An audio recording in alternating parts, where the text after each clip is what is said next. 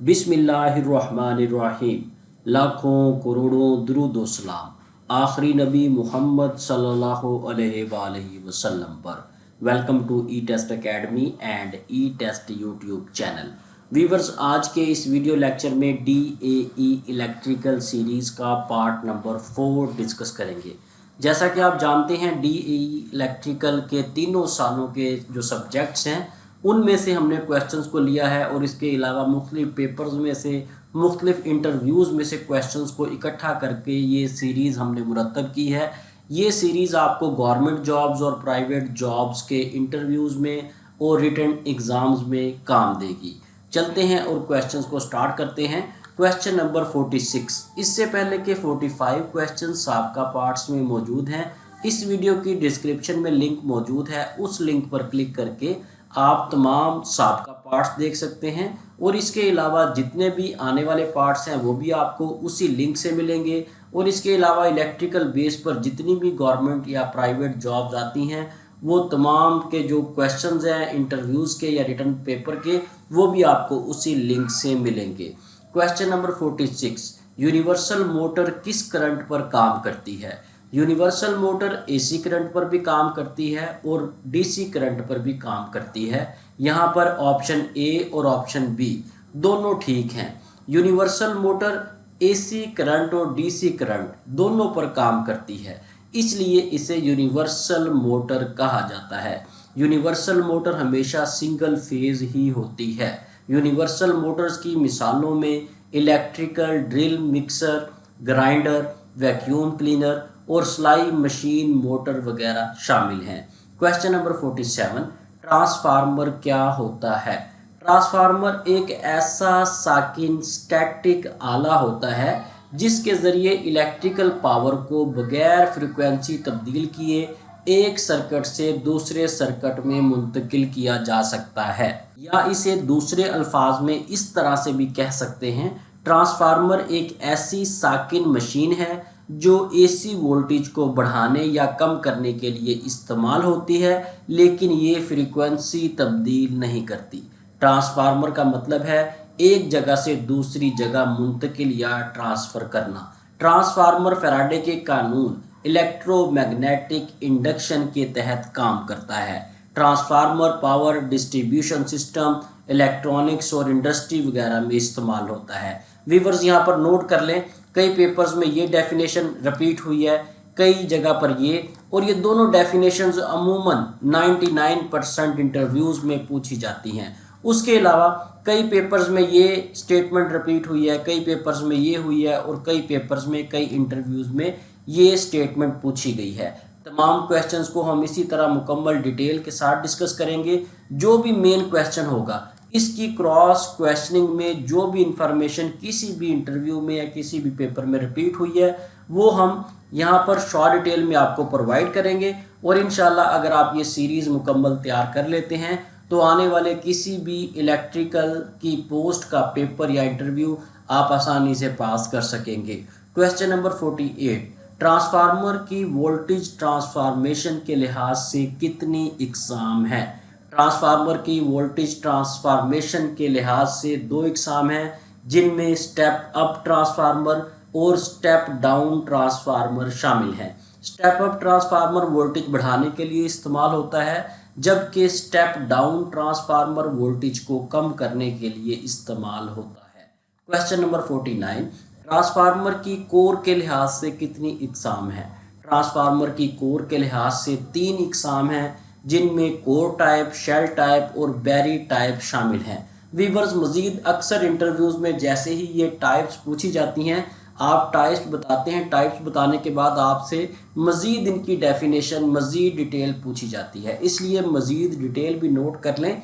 Core type transformer ऐसे transformer होते हैं जिनमें कोर अंदर और वाइंडिंग बाहर होती है। शेल टाइप ये ऐसे ट्रांसफार्मर होते हैं जिनकी कोर बाहर होती है और वाइंडिंग अंदर होती है। बैरी टाइप ट्रांसफार्मर ये ऐसे ट्रांसफार्मर होते हैं जिनमें कोर ने वाइंडिंग को घेरा हुआ होता है।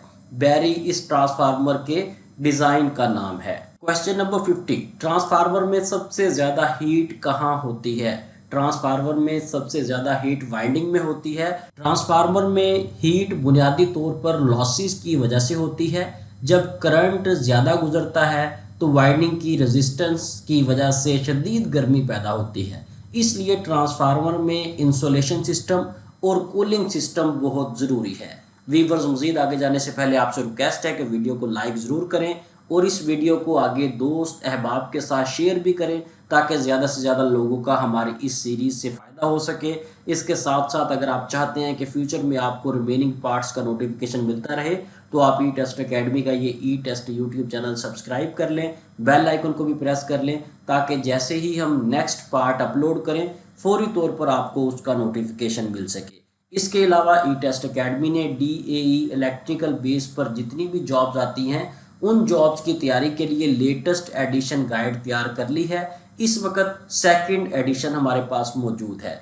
अगर आप ई टेस्ट अकेडमी से ये लेटेस्ट एडिशन मंगवाना चाहते हैं तो हमारा ऑफिशियल व्हाट्सएप कॉन्टैक्ट नंबर आपके सामने स्क्रीन पर मौजूद है। इस व्हाट्सएप कॉन्टैक्ट नंबर पर रब्ता करें और घर बैठे DAE इलेक्ट्रिकल के पेपर्स की तैयारी के लिए लेटेस्ट एडिशन गाइड बजरिया डाक हासिल करें। नोट फरमा लें, ई टेस्ट अकेडमी सिर्फ और सिर्फ हार्ड फॉर्म में बुक्स प्रोवाइड करती है। व्हाट्सएप पर या PDF में किसी तरह का डाटा हम प्रोवाइड नहीं करते।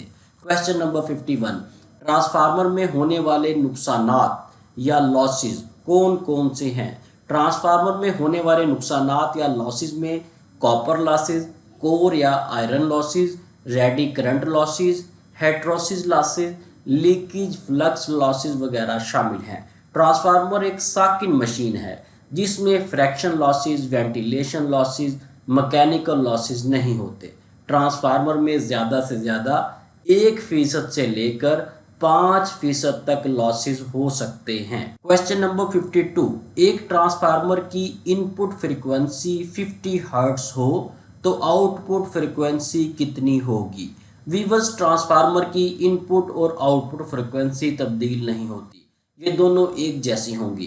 ट्रांसफार्मर फ्रीक्वेंसी तब्दील नहीं करता, ट्रांसफार्मर सिर्फ वोल्टेज को कम और ज़्यादा करता है। क्वेश्चन नंबर 53, ट्रांसफार्मर में कितने किस्म की वाइंडिंग होती हैं? ट्रांसफार्मर में 2 तरह की वाइंडिंग होती हैं जिनमें लो वोल्टेज वाइंडिंग और हाई वोल्टेज वाइंडिंग शामिल हैं। लो वोल्टेज वाइंडिंग 1 से 2 लेयर्स पर मुश्तमिल होती है जबकि हाई वोल्टेज वाइंडिंग 2 से 10 लेयर्स और बाज़-औक़ात इससे भी ज़्यादा लेयर्स पर मुश्तमिल होती है।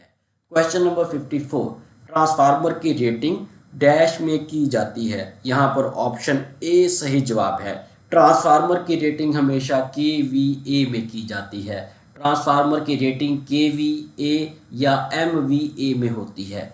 KVA से किलोवाट एम्पेयर बनता है जबकि MVA से मेगावाट एम्पेयर बनता है। ट्रांसफार्मर और जनरेटर दोनों की रेटिंग KVA या MVA में होती है। क्वेश्चन नंबर 55, अल्फा ज़रात पर कौन सा चार्ज होता है? व्यूअर्स, ये क्वेश्चन कई पेपर्स में रिपीट हुआ है। अल्फा ज़रात पर मुस्बत या पॉजिटिव चार्ज होता है। अल्फा, बीटा और गैमा रेडियो एक्टिव रेडिएशंस की इकसाम है।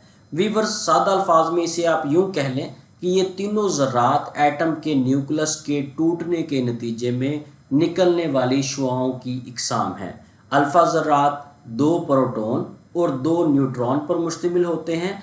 इन पर मुस्बत 2 चार्ज होता है, पॉजिटिव 2 इस पर चार्ज होगा। बीटा ज़रात मनफी और मुस्बत दोनों तरह की चार्ज हो सकते हैं। गैमा ज़रात दरअसल इलेक्ट्रोमैग्नेटिक वेव्स होती हैं, इन पर कोई चार्ज नहीं होता। व्यूअर्स, मज़ीद आगे जाने से पहले नोट कर लें ये तमाम के तमाम सवालात ई टेस्ट अकेडमी की वेबसाइट www.etest.com.pk पर अपलोड कर दिए गए हैं। अगर आप ये तमाम सवालात हमारी वेबसाइट पर रीड आउट करना चाहते हैं तो सिंपल है, गूगल में जाएं, ई टेस्ट अकेडमी लिख कर सर्च करें, आपके सामने हमारी वेबसाइट आएगी, इसे ओपन करें।